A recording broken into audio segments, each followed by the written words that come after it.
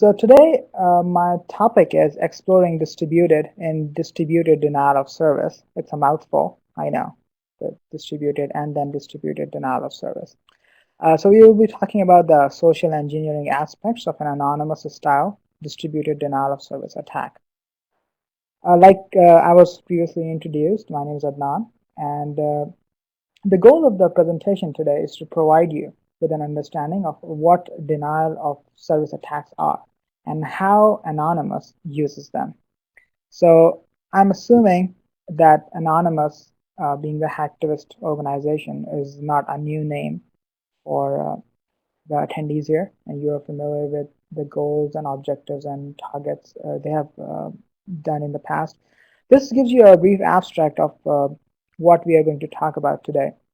So my goal after this talk is, if you can take away a few things from this talk, would be what DOS or DDoS is. It's a very common type of attack. It's one of the most common tools in the hacker's arsenal. We always tend to think that there will be more sophisticated attacks, but that's rarely the case. Denial of service is a very brute force way of bringing a system down, and that is used by most of the hacktivist organizations out there. Now, the social media and the social presence makes it really easy for these hacktivist organizations to accomplish that, and we'll see how it works and how social media platforms help them use these kind of attacks and use these platforms to kind of use the social aspect of these platforms and distribute these attacks across multiple different devices, including the mobile devices as well as the desktop devices available for all. So this is a brief bio about what we a brief of my background, and we will talk some socio-technical aspects of distributed denial of service. And feel free to ask any questions and interrupt in the meantime if you have any questions in the middle. A bit about I would put a little bit about OWASP. OWASP is Open Web Application Security Project. It's an organization which provides security related information. It's a nonprofit organization which provides security related information to different companies and different organizations. So it's a really good resource for technical as well as non-technical folks to go and then see what different kind of web application vulnerabilities are out there. And this is available in owasp.org. I'm a member of this organization. We have a chapter here in Los Angeles as well as in other major cities as well. And they meet once a month. So that was a little plug about OWASP. So let's talk a little bit about what distributed denial of service is and how they work. So distributed denial of service essentially is a challenge for the network and data center operators since the very early days of the internet. The trend is sure to continue as more companies move to the web-based, mobile, and especially the cloud computing architecture. In fact, what happens is the DDoS attack services are now getting advertised online for as little as $5 per hour. And I have a slide deck which actually shows one of these ads, which talk about how you can pretty much do a DDoS on somebody's site with various different modules for $5. So, like I said, this presentation essentially defines the socio-technical context of this anonymous hacker socio-political movement. And it's more technical and less socio-political due to my background, but I'll try to get into the details of how it works for the socio-political aspect of it. So this essentially the anonymous movement draws ideas from the Hacker Manifesto 2.0 that suggested that the advent of the whole new economic system with the new technological vectors, like technological vectors essentially means the mediums of communication, the new forms of communication. So the movement is apparently pushing forth the advent of this whole new information regime in which the abstraction of the ideas, like how you abstract ideas, as a surplus economic value, where you can tap this value. So these These folks essentially style themselves as fighters against the government tyranny, and they're pushing hard against international regime of intellectual property and information control by government and corporations. And the example which is mostly cited, a canonical example which is cited, is that internet is controlled by these large organizations, the government. It's not in its. It's supposed to be in its root a very distributed, a very people-owned things versus now it's now owned and controlled by the government and corporations. And you will see whenever there is any kind of um, any kind of control related issues happening, Anonymous jumps in and they will try to take over and they will try to address those issues with different type of attacks on the organizations which are involved in those things. So today the topic is going to be very focused on application layer DDoS. So there is actually a way of handling it on the network layer, but I will keep it focused towards application layer and how you can define your applications to be more better work against distributed denial of service attacks. So there's a network aspect to it, which is from a data center and a network perspective, but we will talk about how applications are. So there's a big application portion and there is a big network portion. Okay, so let's move on. So what I like is that social media makes it easy to perform denial of service attacks. Okay, so any of these networks you can see on the left-hand side, the Facebooks, the YouTube, the Blogger network, the Twitter sphere, LinkedIn, your Reddit, all of these different social media outlets allow you to be able to post different things and share. And your right side, if you'll see this little green piece of code, it it is the bad piece of code. This is the code which can be used for a attacker to be able to gain access to your system, to be able to see, to be able to post. So for example, I'll give an example of Sammy Worm in MySpace. So MySpace, there is this person, he actually lives in LA. He built this worm called Sammy Worm, and that was one of the first ones which hit Facebook. It used a type of attack called cross-site scripting attack. And essentially, he was lonely. He wanted to have friends.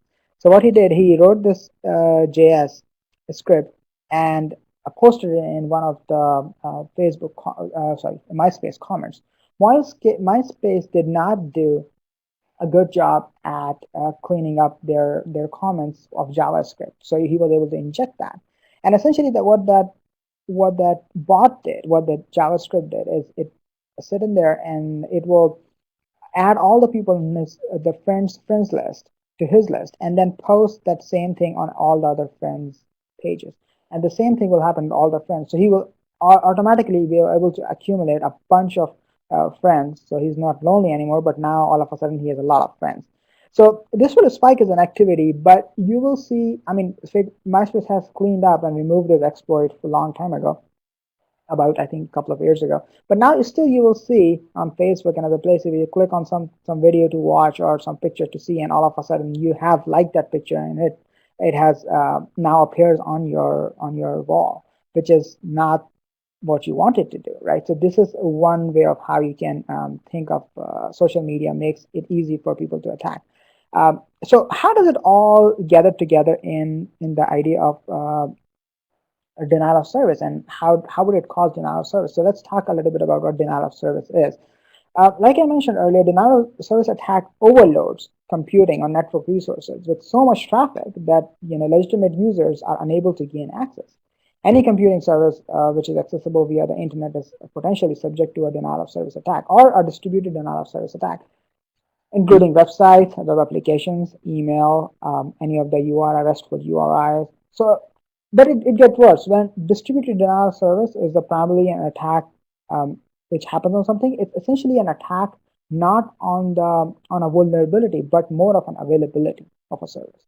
So it stops the service from available. So as you have seen, I will show in a few future slides, the recent events has shown that DDoS is being used in combination with other types of cybercrime to facilitate even the information theft. So once a system is compromised in terms of availability, you can use it to do like authorization bypasses.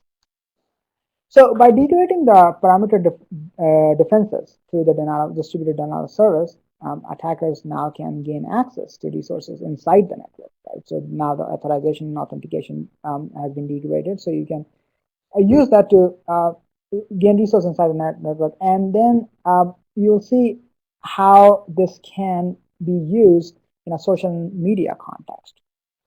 So when we see in a bit how Anonymous did it, anatomy of his attack, you will see how it can essentially tune into this distributed aspect. If you want to know more about distributed denial of service or denial of service attack, there's this tutorial. I have the screenshot of it here, and I've already provided the PDF, so you can take a look at it. So as the social media follows through, the attack services now increase. Now you have all of these different places. Previously, if you had to do a distributed denial of service, you would have to send out emails to a bunch of people, spam bunch of people. But now instead of spamming, you have this whole social media where you can tweet it, you can Facebook it, you can post on LinkedIn, you can do a bunch of different places where you can give this URI out and people will start using it. You can use block comments. You can write a bot which will leave tons of block comments on different blogs. So there's basically attack surface has significantly increased. As you can see here in this graph, over 2/3 of the smartphone and tablet owners do not protect their devices from viruses and malware. So that's another aspect of this thing. It's just besides just posting a URI to people and sending them pictures of cute kittens to your friends, you can now see that people have a potential threat against malware as well, where they can they're not protecting against malware, and they may potentially become zombie machines now, providing that mobile nowadays has a full capacity of doing all what a traditional computer used to be able to do. So this is going to become a big threat in that area. So it hasn't been escaped the hacker community that this is a really good area for doing attacks. So what they have done is they have done built toolkits which target this type of attack. So there's a tool called Havage. In Imperva report, I've provided a link for that. Imperva has done really significant amount of work, and I have referenced a lot of their work in my slides here. They talk about Havage, which is a tool potentially built in Iran, and that does a SQL injection attack on different places. It actually looks at your site or look at your web asset, and then it figures out the schema, the database schema against it, and then it uses that to build attack vector and do a SQL injection attack. But you see this LOIC, the low orbit ion cannon. That's one of the attacks where you can provide a target URI and then use that as an attack vector. And one of the sites you will see Reddit, one of the very much used websites for nerds, I would say, in on internet, and that has been attacked by DDoS, as you'll see in the screenshot. Now, these are some few of the screenshots of DDoS attacks in Q2 2011, how it's on the rise, using social network for DDoS, Reddit as a hacker tool, causing a DDoS with social media, no botnet required. So now, this is just to emphasize that it's really easy now to be able to utilize the social media aspect and provide a distributed denial of service attack. Now, when I say denial of service, it's fairly as easy as making a request to a website. That is your service request. If you distribute that service request to a bunch of different computers, what you're doing is now you're compromising the availability of that system, because it won't be able to serve all of these requests, and hence it's going to cause a denial of service. Now, what better medium is then use social media for causing this kind of attack? So in recent years, you will see the websites and mobile banking services have been a target of this. They have been disrupted by denial of service attack. In this picture over here, you will see that distributed attacks are increasing in 2012. It's a bit smaller here, but I'm sure you will be able to get the slide deck from Jay, and then we can essentially use this to see it in a bigger shape. But all of these links, if you want to be able to know what essentially is happening, I have a references section at the end, and you can see the references for all of these different attacks. Financial sector is especially vulnerable for this area, where a distributed denial of service attack has been caused lately. There was an attack on Visa and Mastercard where a denial of service was brought on and was able to bring down their services for a while. Now, there is this really great socio-political aspect of this discussed in this report called Action Potential, Extrapolating an Ideology from Anonymous Hackers, Socio-Political Movement. And they talk in great detail about how they do handle the socio-political aspect of this. I am not necessarily qualified to talk about this topic specifically, but those who are interested can get this report from this URL down here. I could not include this report in the proceedings because it is because of copyright restrictions, but you can essentially get it from this URL at the bottom. There didn't seem any issues with that URL. It's from Kansas State University, that URL. So, but this, I'll share a few figures from this report and the features. For example, this, if you look at this block diagram, it talks about different aspects of hacktivism ranges. For instance, you can see that organization, how it goes from non-violent calls to action to the type of hacker attacks and what it results in, right?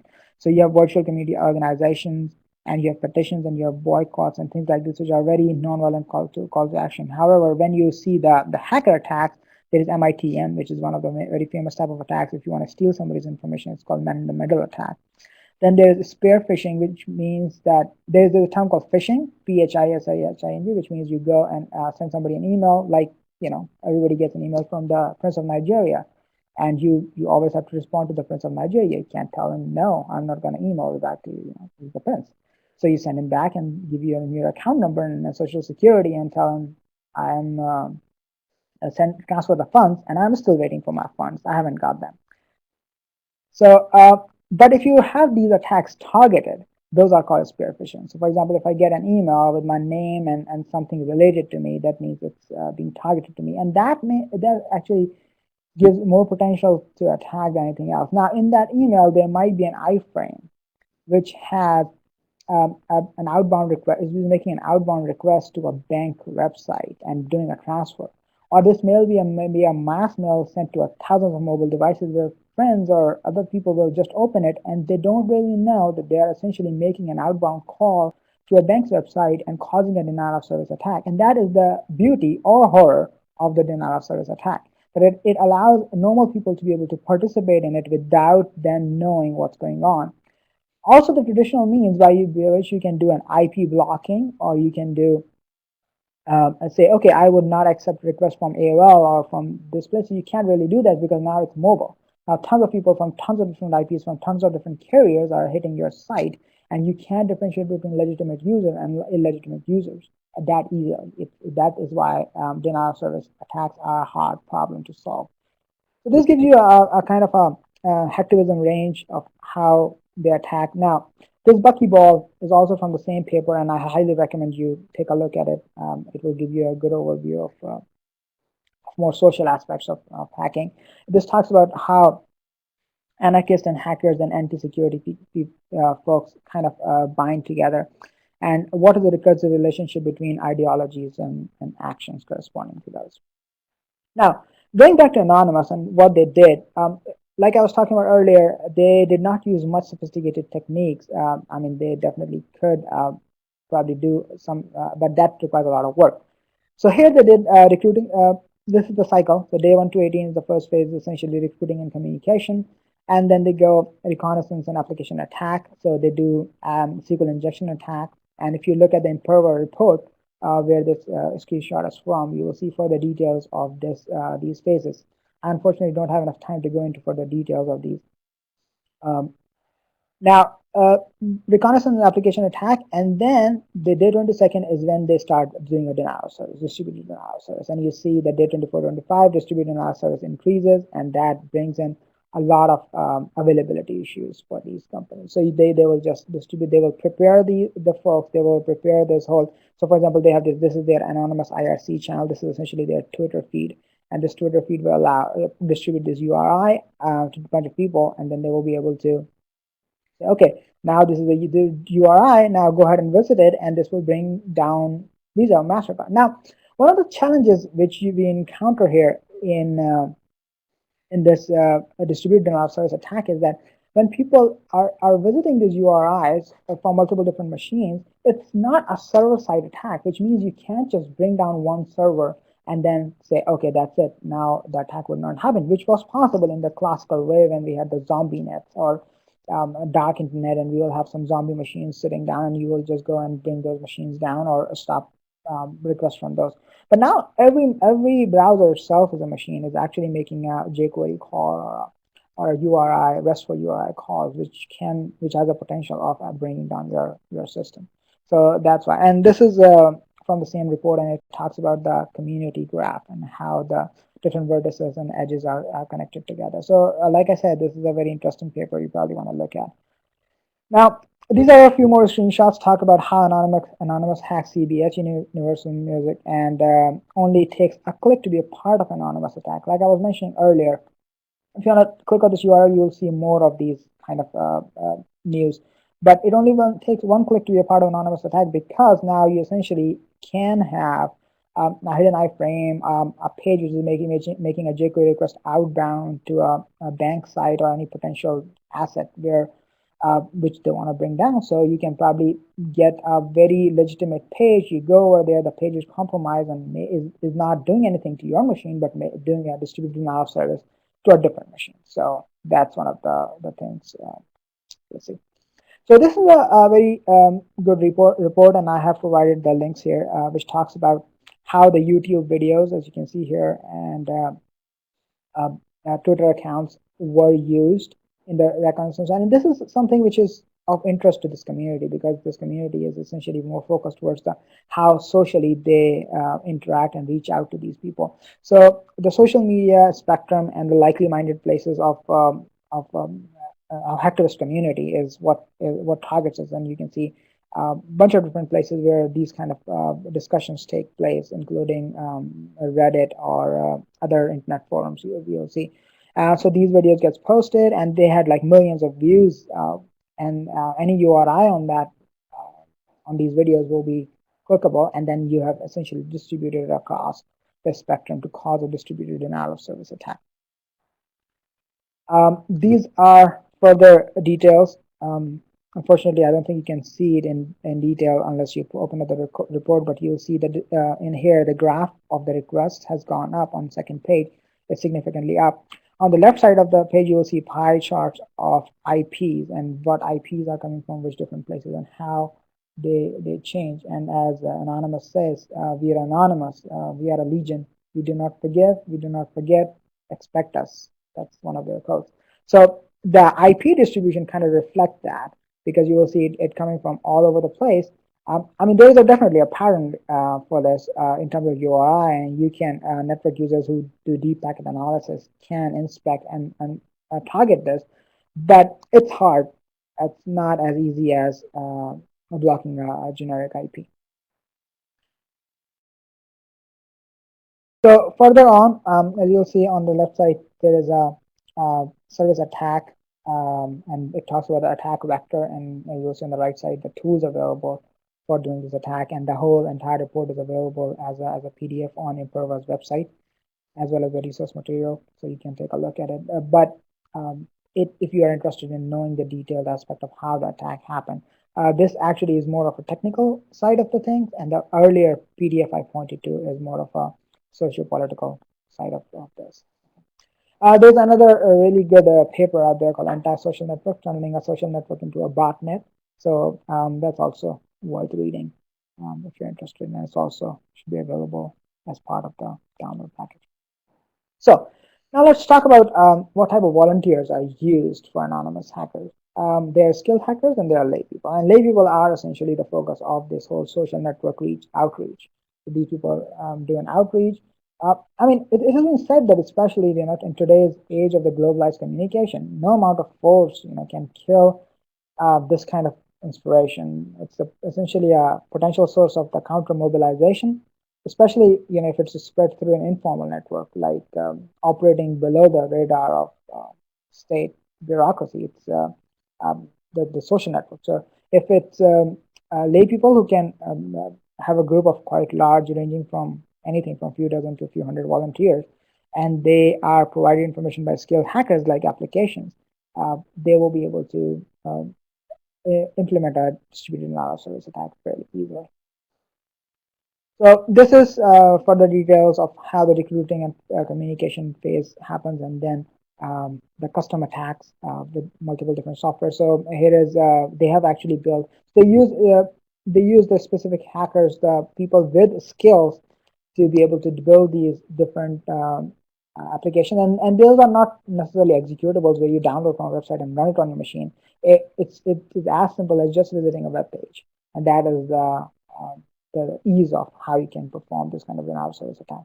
And then you can see here it says PC, Apple mobile device to perform an attack by virtue of just having a web browser, and that's how easily it can be performed. And this is a screenshot I was talking about earlier, where it is promoted that you can buy a DDoS service, and they accept web money or web thing, but they don't accept PayPal. So I guess I'm out of luck. All right, so I think we are kind of running out of time, and I would like to give some time for the question and answer, so you have an idea of where we're going with this, and if there are any further detailed reviews are needed for any specific topic, I'll be more than happy to do this again. How can companies,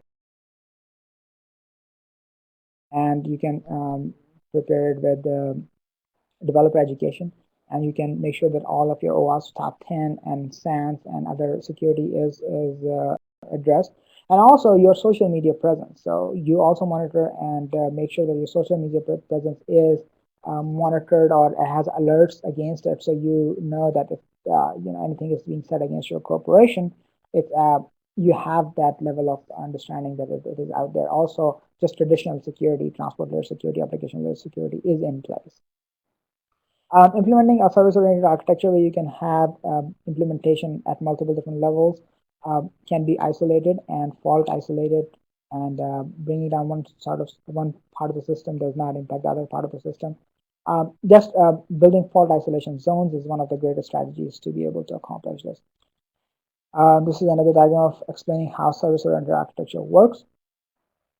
This is how you would be able to solve your network layer attack. So there is another notion of software-based software-defined networks, SDNs, and that's the new buzz in network community. So there are various different vendors, including Juniper and Cisco, for building these SDN-based machines, which can help us thwart these denial of service attacks or distributed denial of service attacks.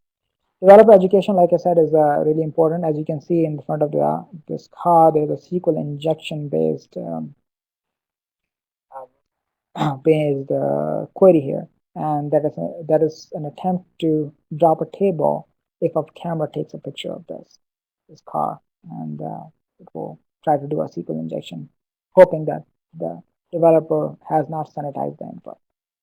So these are the references of different things we talked about, including the Hacker Intelligence Initiative monthly trend report, intelligence summary. Some of the things I went over are part of this, and I know I went over too fast, but there was a lot of material and a lot of things to talk about. So that's why I thought I would give you a glimpse of this world. And if you find it interesting, then I'll be more than happy to talk about it again. So feel free to check out these reports, and feel free to ask any questions you may have. Thank you very much. And for everybody online, if you could go ahead and type your questions in the chat box at the bottom of your screen. I have a few that are sent to us from email if you have the time for it. I'd also like to remind folks that the documents that Mr. Masood has referenced here and some other interesting ones are available for download in the download pod on the left-hand side of your screen. So I urge you to pull those out and find out some more information there. Mr. Masood, a question here. Since mobile devices are everywhere nowadays, particularly they're just about the primary mode of communication for places outside the U.S. and throughout the Arab world, how do you see that social media integration with mobile devices playing out in these denial of service attacks? That's That's a very relevant question.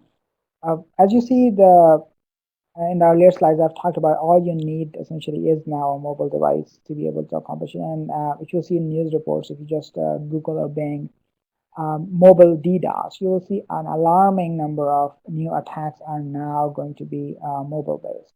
So that is why it's becoming much more common to use mobile device and social media to do this. So for instance, if you are at a place where there's a gathering and you would like to promote your message, what better places to have a hashtag and tweet that message.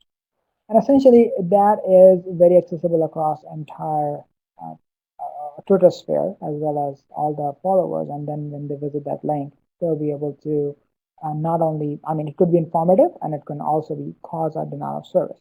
So mobile is the next venue, next phase of these type of attacks.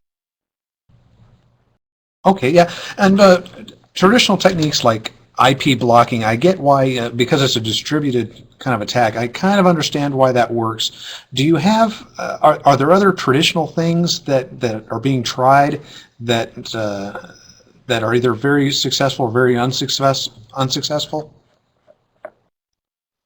Uh, so traditional techniques are useful in various ways, but they don't always work against.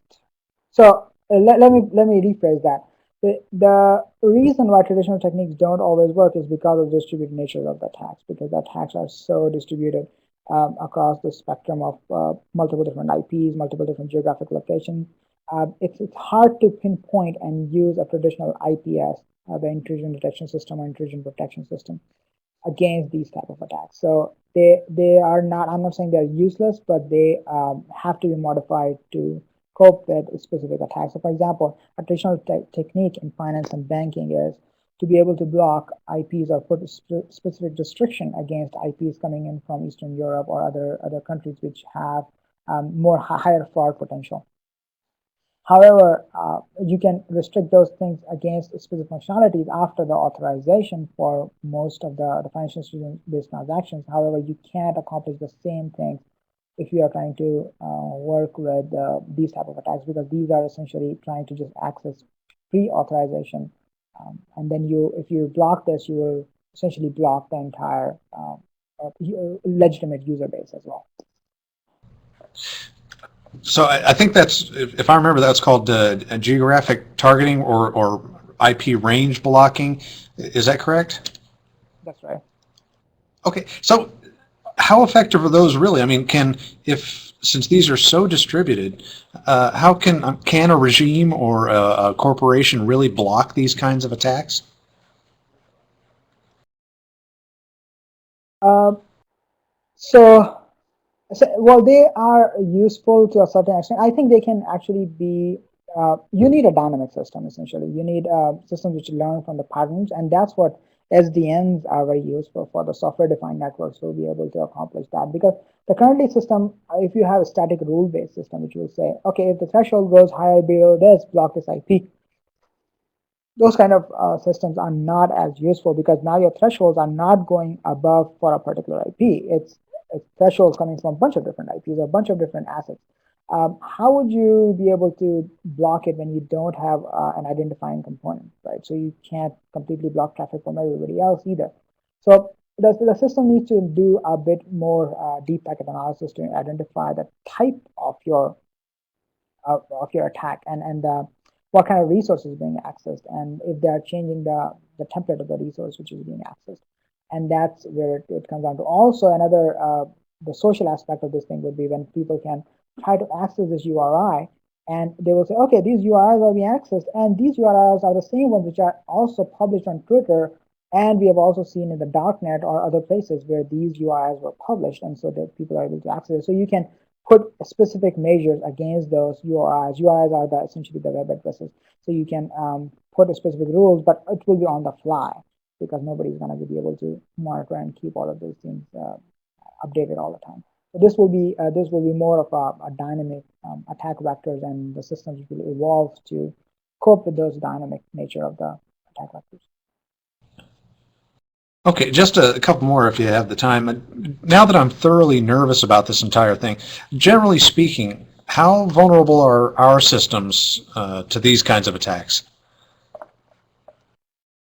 Okay, we tend to be, the security people tend to be, to portray this whole the doomsday scenario all the time, but it's not doomsday. It's realistic, right? Wherever we see these attacks happening, like our financial institution, major financial institutions, major banks had this problem. Now there are two aspects of this. One is our the for money, like for cybercrime style aspect of this thing, where people try to do phishing attacks to be able to harvest accounts and being able to do fraudulent activities. And the second is the hacktivist side of it, where people are doing it for a hacktivism uh, perspective. So for both sides, you will see that when people have attempted, when criminals have attempted to do these kind of cybercrime activities, you will see that they have been able to compromise tons of accounts. We have examples from multiple different banks. You can look in the SANS wall of shame and then see tons of different related elements, entities, large financial institutions being able to being hit by this.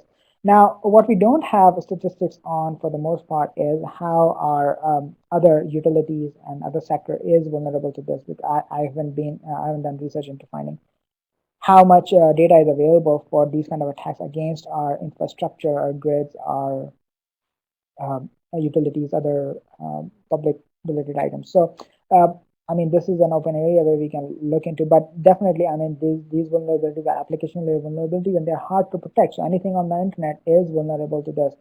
And us being a target of this is a normal thing. So you will see in the previous slides, you will see in these documents and the links that these are very much happening and we have to work to fix those. Okay, yeah, here's a question from our online audience, and this is particularly relevant in this because this is an evolving field, and this is a threat picture that we really don't have a good handle on. What is your take on how the U.S. government and international law are adapting and handling this kind of cyber law issue? Okay. So I'm a technologist. As a software technologist, my take on this is it's intellectual property protection and laws will always be, of course, behind what people are trying to accomplish, and it's hard to legalize these aspects. So, for instance, if I receive an email from a friend, hey, look at this cute cat picture, and essentially that is a denial of service attack. Behind the scenes, there's an iframe which is making a request to Visa or any of the U.S. government asset website, which is essentially I'm just looking at a cat video or a cat picture, and behind the scenes is making a recursive call to something else, right? It's a behind the scenes kind of attack. How liable I am to this kind of attack? Am I did I do it on purpose? So proving the intent and involvement of the people, and it's going to be a hard problem to solve from a legalization perspective of the things. I think what we can do from our part is a better job at monitoring, a better job at pattern tracking of these things, utilizing machine learning, utilizing automated means of monitoring and doing a sentiment analysis. That's a very, I mean, evolving field in this area, sentiment analysis, which can pretty much point out to the assets which are getting targeted or in verge of being targeted, and though that would might be a better way to approach it. I'm not really familiar as much about the legal side of this, so I might not be qualified to answer this, but that kind of sums up my opinion. Great, thank you very much. Do you have any closing comments before we leave out here?